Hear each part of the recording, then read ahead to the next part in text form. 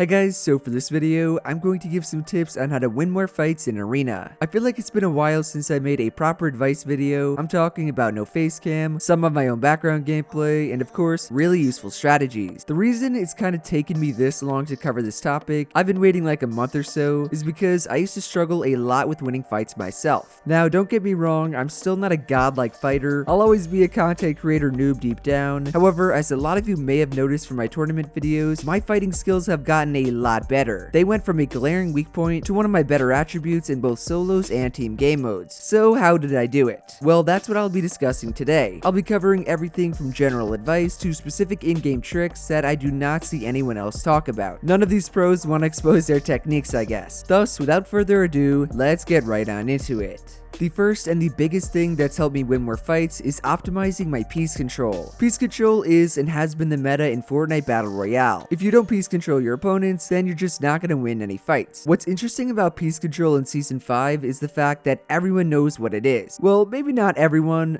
Zexro, but most decent players have a good grasp on how piece control works. They know what a high wall is, they know how to box their opponents like a fish, they even know advanced tricks like the calc cone. Therefore, it's no longer become about knowing more piece control than your opponent. Like, do you think pro players kill other pros because they know more about piece control? Of course not, that's ridiculous. The actual reason they're winning fights is because their piece control is more optimal. Do you see the difference? Rather than relying on knowing more piece control strats than their opponent, something that may have worked in Chapter 2 Season 2, they're succeeding because their piece control is better. Their crosshair placement is more efficient, their edits are faster, their builds are more consistent, and their brain is working quicker. Obviously, playing on low ping does help as well. You're not going to out-piece control someone on hard 0 ping. Again though, the majority of it comes down to how well optimized your piece control is. One really good example of this concept is editing with your blueprints out. I never used to do this at all. Whether it was in creative or real games, I would always swap to my pickaxe in between edits. Well, this is not optimal for improving your piece control. You see, while it does help you pre-edit less, editing with your pickaxe or your weapon out actually makes you slower at piece control. Just think about it. Let's say you're running to the side and you want to place a wall, edit it open, and then box up your opponent. If you get yourself into the habit of only editing with your blueprints out, then that entire sequence will only be 3 actions. Place the wall, edit the wall with your wall build still out, aka your blueprints out, and finish with the full box. On the other hand, if you edit with your pickaxe, that same piece control sequence will be slower. You'll build your wall, swap to your pickaxe, then edit it open and box up your opponent. Trust me, I know swapping to your pickaxe only takes a few milliseconds, especially since nobody fully waits for it to come out. However, those few milliseconds when you're swapping to your gun or your pickaxe, instead of leaving your blueprints out and editing, could easily be the reason your opponent establishes piece control themselves and prevents you from killing them. That is the power of blueprint editing in relation to your piece control. Oh yeah. Another really helpful example / tip, which I actually learned from Epic Whale, is to make more efficient edits. This concept is very similar to the last one, since the end goal is establishing piece control first. That's the whole point of optimizing your piece control, and is what has helped me become a better fighter. Back to what I was saying though, you can usually establish piece control first just by simplifying your edits. I see way too many people, including myself a lot, make the most complex and big edits prior to making a play. This really does not matter too much if your opponent is not directly on top of you, but it matters a lot when you're using a piece control technique. Let's use that same example from before of building a wall to the side of your opponents 1 by 1, editing it open, and boxing them like a fish. By the way, we've already established blueprint editing is way more optimal for piece control. Well, what about your crosshair placement and the edit itself? Wouldn't it be way faster to make a side window edit than to make a bottom or top corner edit? You're only editing 1 tile in comparison to 3 or potentially 4 if you're a madman who goes for a bottom arch edit. Now, don't get me wrong, this obviously won't apply to every single edit you make or every single fight you get into. That's not the point of this example. The reason I chose to include it is because it's something you need to think about in regards to optimizing your piece control. Just as you optimize your crosshair placement to edit faster, you need to do the same exact thing before establishing piece control. The more efficient edit you make, the faster you can place your builds, and the more piece control you will establish. If you don't do these things, then I'm gonna be honest, you're just not gonna succeed in Chapter 2 Season 5. You're also gonna disappoint itsJerian. Don't disappoint me. Before we move on to the next section, I quickly want to cover how you can improve your piece control to win more fights. This is basically my own practice routine. First off, you gotta learn piece control techniques. Most of you guys should know the basics of these already, as I have made made like 5 different videos on them. In case you haven't, I recommend watching these videos on your screen right now. All of them cover really useful piece control techniques, piece control tricks, and ways to optimize your piece control like we just talked about. After that, the second thing you want to do is go into creative alone and practice. Do random high walls, practice making window edits and boxing invisible opponents, basically just free build while establishing piece control. Third step, almost near the end here, you're gonna remain in creative, except this time you're gonna practice against other people. As important as free building alone is, you always want to step it up a notch and add some stress into the mix. Think of free building alone as no stress practice and 1v1s with your friends or box fight wagers, zone wars, basically anything with another person as medium stress practice. Therefore, the only thing we have left is high stress practice, which is arena itself. I've been preaching the benefits of grinding arena for like 3 seasons now. I told you guys to stop playing scrims. They are literally useless if you cannot consistently qualify for events, and thus to grind arena. Arena will not only help you improve your piece control, but it will also help you become an overall better fighter. Oh, let me clarify. By playing arena, I mean W keying and fighting everyone. Do not play for placement in arena. You are not going to become a better fighter that way. In fact, someone who can attest to this is the legend Your Fellow Arab. Arab is a pro player that used to play a ridiculous amount of scrims. He would play zone rule scrims, normal elite scrims. He would basically only play for placement while in-game on Fortnite. Do you know what Arab did this season though? He stopped all of that stuff. He committed to only playing and W keying in arena, and as a result, has gotten so much better at fighting. On top of improving his piece control and fighting game sense, he's also been dominating the open round qualifiers of every event. Shout out to my boy Arab. So to kind of sum this section up, having optimized piece control will make you an elite fighter. It's no longer just about being able to piece control or knowing a technique your opponent does not. Rather, it's come down to who can establish it first and the many different tips we just discussed that you can use to do that. Piece control and arena on top.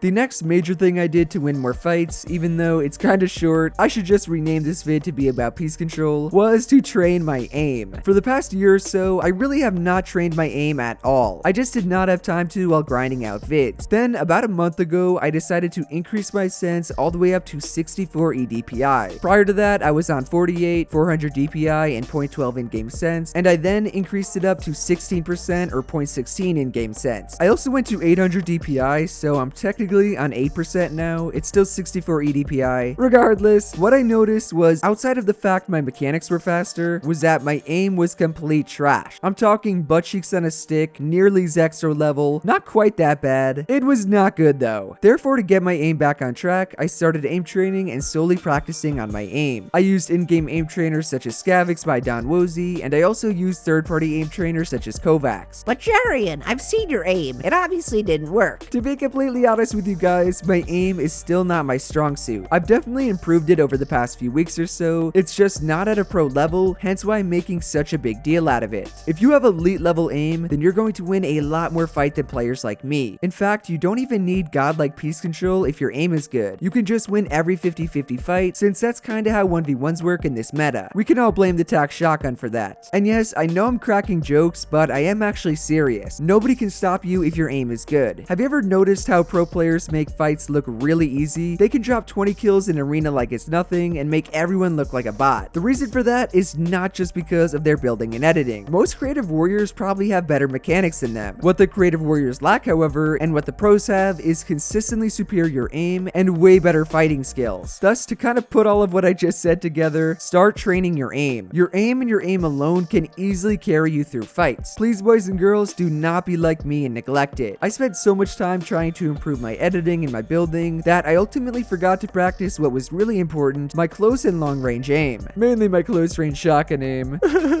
Feels bad, man. Overall, guys, those are the main tips I have to help you become a better fighter. For a quick recap, even though I kinda just did one, make sure to optimize your piece control, practice your aim, and grind W keying in arena. The more fights you get into, the better you'll become. So again, just practice. Oh yeah, and since I know people are gonna ask this in the comments, there's not really one routine I can give you with a set amount of drills and a time limit that will be the best for everyone. That's just not how it works. Some of you need to spend way more time in creative repetitive, just perfecting your mechanics, making sure you're not going to mess up any edits, and practicing actual piece control techniques. Others who have that stuff down already, I'm kinda at that point, we need to spend way more time in Arena itself and practicing it on other players. Do not just blindly follow my routine or someone else's routine, because a lot of the time it will not help you. You need to practice efficiently and do what works for you. I'm sorry, but you gotta put the big boy pants on for this one and figure out what you gotta do. I can't hold your hand anymore. Additionally, if you enjoyed the video or you learned something new, do be sure to drop a like, subscribe to the channel, and to turn on my post notifications. Shout out to everyone using code itsJerian. You guys are truly the real MVPs. I actually forgot to put any names on the screen in my last video. Sorry for that. Otherwise, that's it from me, and I will see you guys in the next one. Later.